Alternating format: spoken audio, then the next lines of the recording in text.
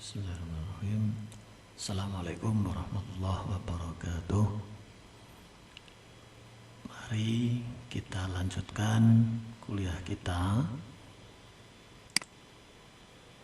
tentang transformasi vektor dalam bidang dua dimensi oleh Rudi Waluyo, Departemen Teknik Kelautan ITS Surabaya. Semoga dalam kondisi sehat semua ya. Oke, kita mulai. Materi kali ini terdiri dari latar belakang yang pertama, kemudian yang kedua adalah tentang matriks transformasi itu sendiri. Baik, kita mulai dengan latar belakang. Jadi, pada kuliah sebelumnya kita telah melakukan atau telah belajar sehingga kita dapatkan persamaan elemen batang atau bar atau truss lokal, di mana di dalamnya terdapat bentuk matriks kekakuan elemennya di dalam sistem koordinat lokal. Jadi kita sudah mendapatkan persamaan elemen batang atau truss, namun masih dalam sistem koordinat lokal. Dan pada kuliah yang lalu kita juga sudah bisa menyelesaikan persoalan-persoalan itu jika strukturnya terdiri dari beberapa elemen batang. Namun sekali lagi masih dalam sistem koordinat lokal.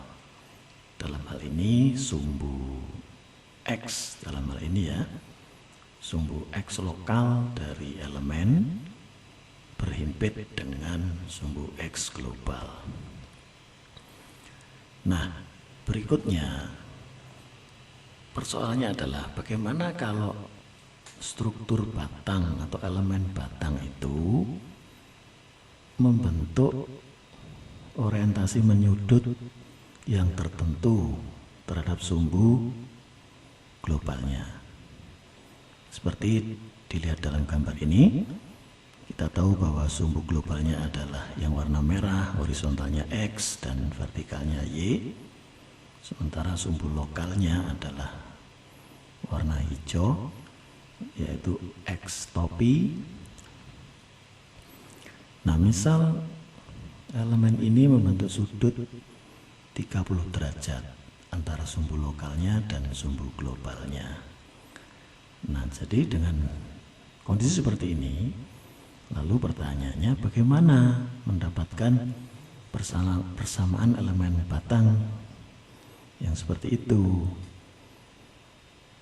Nah, disinilah kita memerlukan langkah mentransformasikan. Dalam hal ini tujuannya yaitu bagaimana menghubungkan komponen displacement globalnya terhadap komponen displacement lokalnya. Nah, itu semua untuk membentuk sebuah matriks transformasi, atau kita perlu mencari bentuk matriks transformasinya kayak apa. Nah, tentu nanti kita terapkan di tipe elemen batang atau bar, sehingga pada akhirnya kita dapatkan matriks kekakuan global untuk elemen batang tersebut. Nah, setelah kita dapatkan, kita bisa menggunakan untuk menyelesaikan struktur-struktur yang terdiri dari beberapa elemen dalam bidang dua dimensi. Baik, berikutnya ini adalah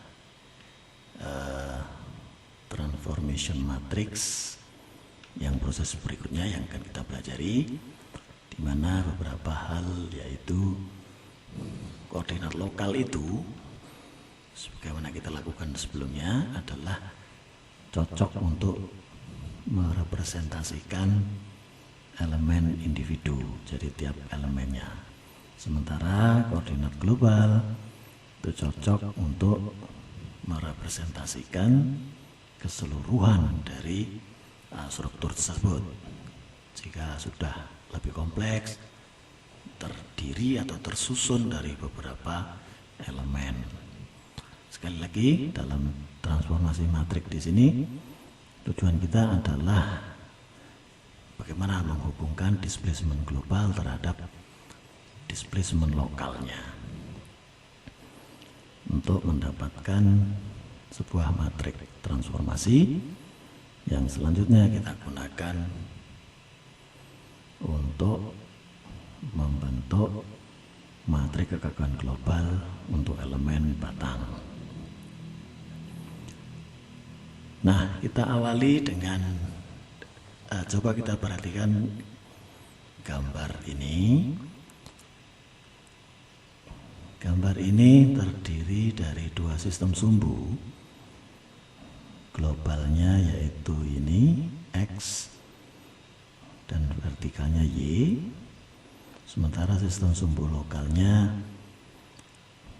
ini X topi dan Y topi.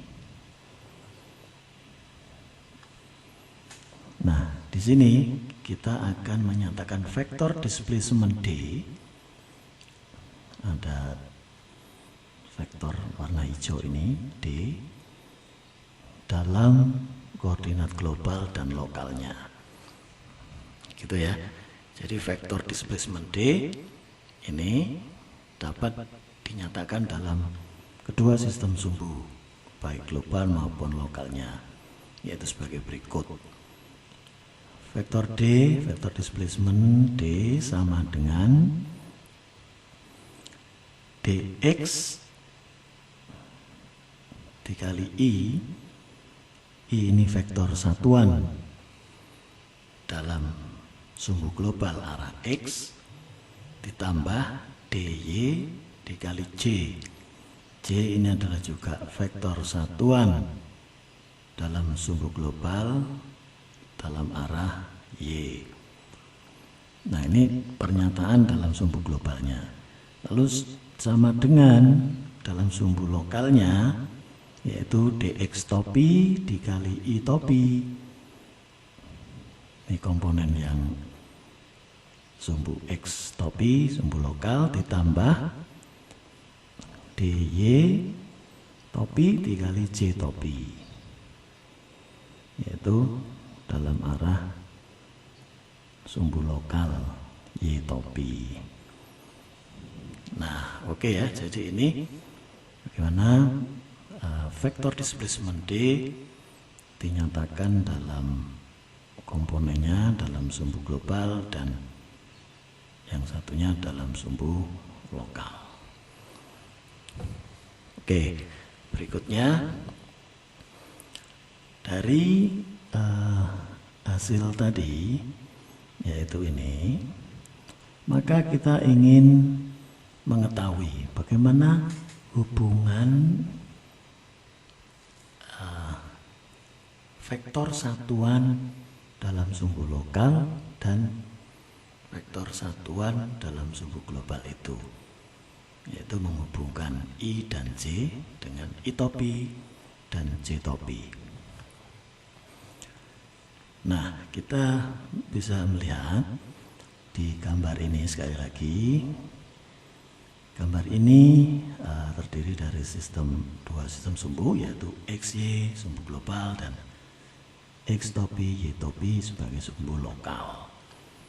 Nah, sumbu global dan lokal ini seolah-olah kita putar ini. Kita putar ke arah berlawanan arah jarum jam sebesar theta, sehingga sudut antara sumbu X global dan X topi adalah sebesar theta. Demikian juga antara sumbu Y dan sumbu Y topi juga sebesar theta.